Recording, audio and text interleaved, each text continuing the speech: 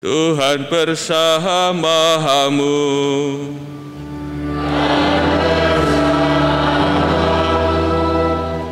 Inilah Injil suci menurut Lukas.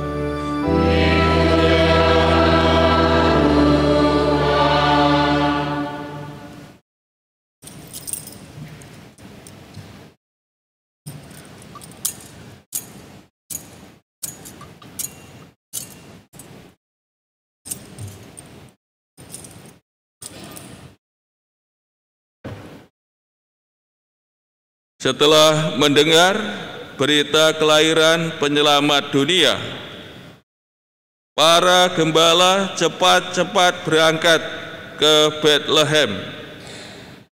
Mereka menjumpai Maria dan Yusuf serta bayi yang sedang terbaring di dalam palungan. Ketika melihat bayi itu, para gembala memberitahukan apa yang telah dikatakan kepada mereka tentang anak itu. Semua orang yang mendengarnya heran tentang apa yang dikatakan gembala-gembala itu. Tetapi Maria menyimpan semua hal itu di dalam hati dan merenungkannya. Kemudian kembalilah gembala-gembala itu sambil memuji dan memuliakan Allah karena segala sesuatu yang mereka dengar dan mereka lihat, semuanya sesuai dengan apa yang telah dikatakan kepada mereka. Ketika genap 8 hari, anak itu harus disunatkan dan ia diberi nama Yesus, yaitu nama yang disebut oleh malaikat sebelum ia dikandung ibunya.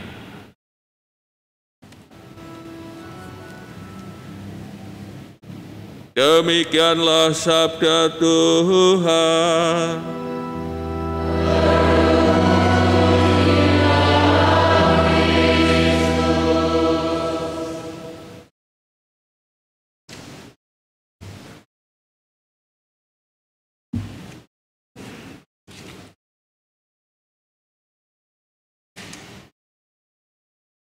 Saudara-saudari yang terkasih, akan saya bacakan surat Gembala Ardas tahun 2023 dari Bapak Uskup kita. Tahun menghidupi Yesus dalam keluarga. Para romo, suster, bruder, prater, katekis, dan saudara sekalian umat Allah di Kuspan Surabaya yang terkasih. Tahun 2023 bagi Kuspan Surabaya adalah tahun menghidupi Yesus dalam keluarga. Terkait dengan tema murid Kristus mengembangkan persekutuan, gereja memandang pentingnya peran keluarga dalam kaitannya dengan persekutuan. Dalam persekutuan itulah keluarga menjadi tempat membangun kepribadian yang tangguh dan bertanggung jawab, serta menanamkan iman Katolik yang semakin dewasa, serta sebagai sekolah doa. Di dalam keluarga yang bersekutu, Yesus adalah pusat kehidupan setiap anggotanya, yang memberikan terang bagi lingkungannya. Menjadi terang pada zaman ini sangat dibutuhkan di tengah-tengah dunia yang gelap, yang terkadang membuat manusia pada saat sekarang ini tidak bisa secara jelas melihat mana yang benar dan mana yang tidak benar. Dalam kehidupan sehari-hari, yang benar bisa dikatakan tidak benar, dan sebaliknya yang tidak benar bisa dikatakan benar. Hal tersebut mengakibatkan hati nurani manusia menjadi tumpul, tidak bisa membedakan mana yang benar dan mana yang tidak benar.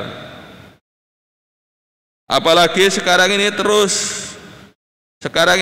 arus informasi begitu deras yang terkadang memang sengaja dibuat menyesatkan. Untuk itulah dalam kesempatan ini saya mengajak keluarga-keluarga Katolik menjadi terang bagi masyarakat yang membutuhkan sinar cahaya untuk menjalani hidup dengan baik. Terang yang kita berikan kepada masyarakat adalah terang Kristus sendiri yang sudah ada di dalam diri kita sejak kita menerima pembaptisan. Sakramen baptis menjadikan keluarga memiliki 3 martabat Kristus, yaitu martabat kenabian, imamat, dan rajawi.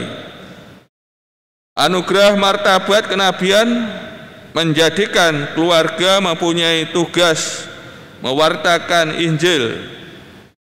Anugerah martabat imamat menjadikan keluarga mempunyai tugas menguduskan hidup.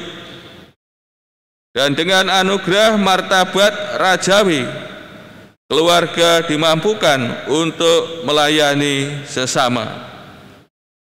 Demikian juga dengan sakramen baptis, keluarga menjadi anggota gereja dan ikut membangun gereja.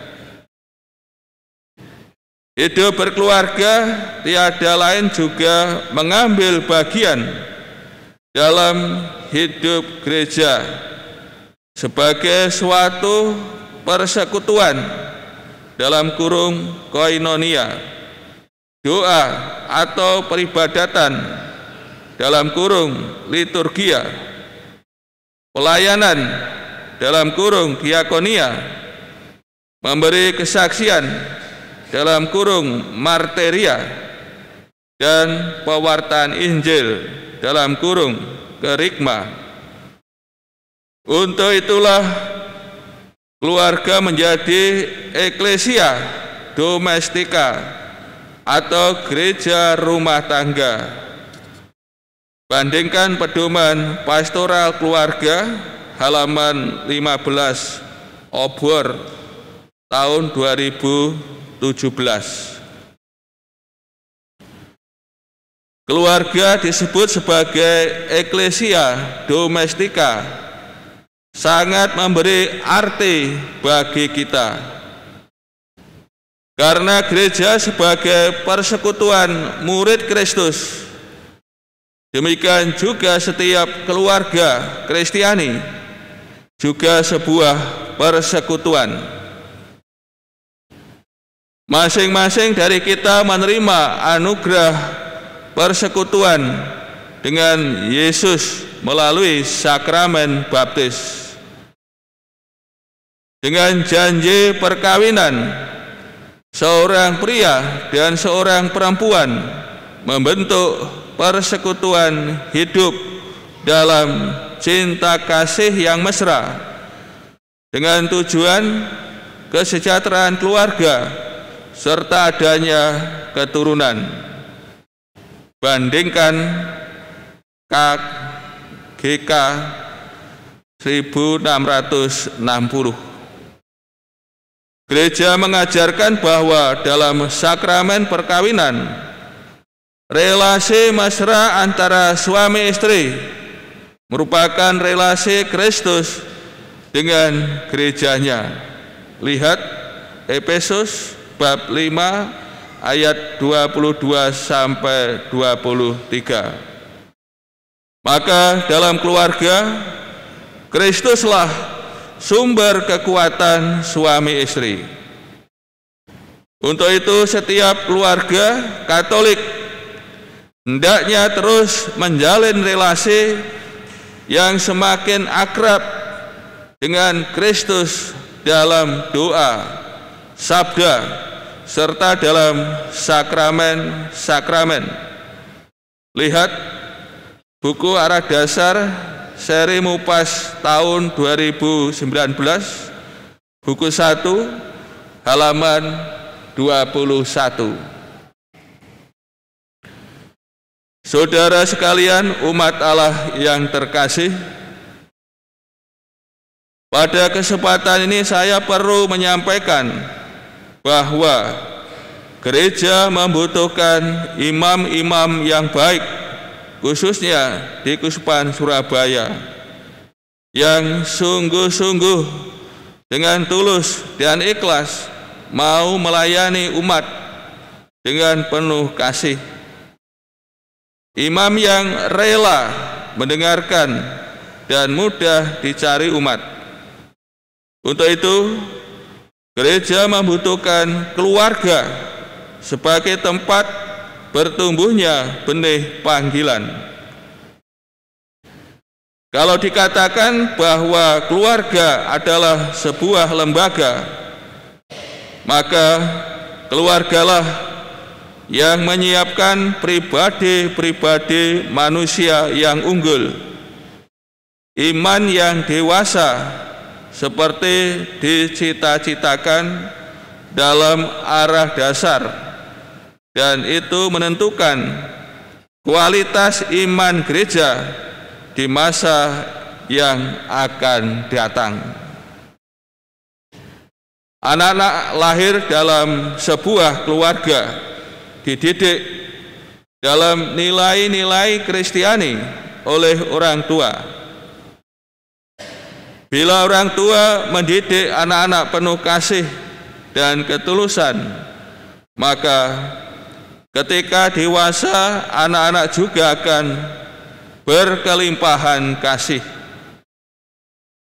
Pendidikan ini paling masuk akal dilakukan oleh orang tua, karena anak memiliki waktu paling banyak di dalam keluarga. Maka salah satu dokumen Konsili Vatikan kedua mengatakan bahwa orang tua adalah pendidik yang pertama dan utama dalam keluarga. Bandingkan Grapesimus Educationis artikel 3. Dengan demikian, menjadi orang tua adalah tugas yang mulia dan suci. Semua orang yang dipanggil untuk berumah tangga dan mempunyai anak dipanggil untuk mendampingi dengan seluruh hidupnya. Dalam hal mendidik calon-calon terpanggil, orang tua perlu menjelaskan kepada anak-anak bahwa menjadi imam, romo, pastor, serta biarawan, biarawati merupakan salah satu pilihan hidup untuk membaktikan diri secara total demi kerajaan Allah. Bandingkan Matius 19 ayat 12.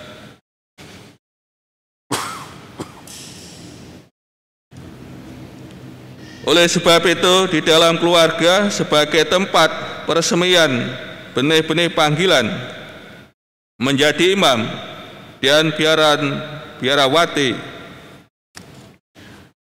Orang tua membimbing anak-anak agar benih itu tumbuh subur, berkembang, dan berbuah.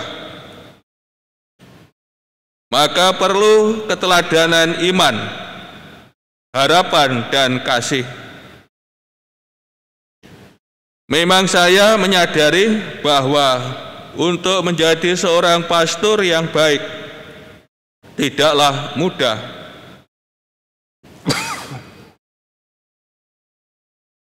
Namun dari pengalaman saya, sedikit banyak pendidikan di dalam keluarga sangat berpengaruh.